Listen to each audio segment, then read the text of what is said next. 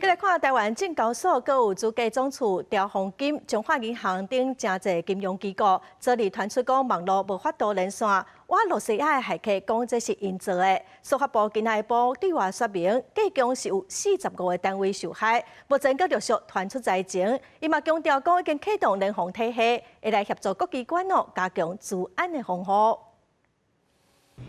网页安装点就是拢无反应，国内部分公司部门的网站昨日开始拢袂顶袂当，包含证交所、主计总署、调黄金、中华银行这侪网站，拢传出无多连上网页的情况。原来这司法部也伫10时对外来说明，讲确认这是来自亲俄罗斯骇客组织的攻击，而且到即阵也伫进行中。那当然，这个攻击不是只有针对台湾，它是针对刚讲美加还有欧盟的民主国家的一些关键基础建设。 那这个攻击的方式就是，它针对某一个网页或网站，开始用这些僵尸电脑送入大量的封包，来塞住这个网站的一些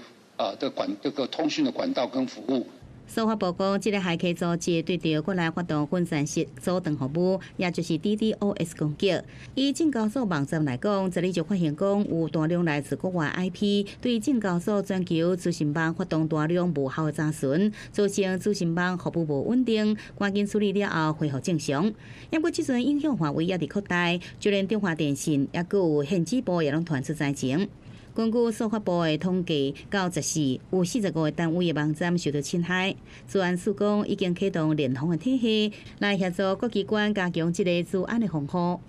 主要是干扰对外服务的可及性，最主要的这种攻击就是影响机关的形象，或者是企业的形象。那怎么做预防呢？我们是有在情资分享跟中央地方还有关键基础设施还有民间，我们都做这样子的宣传。 治安署讲，即大多数已经恢复啊，不过有部分的机关也伫排解问题。因为这款的攻击也伫继续进行中，除了掌握相关的证据，也协助机关加强防护应变，也甲国安单位协力各个，共同对应网络威胁，提出相关处理办法。记者综合报道。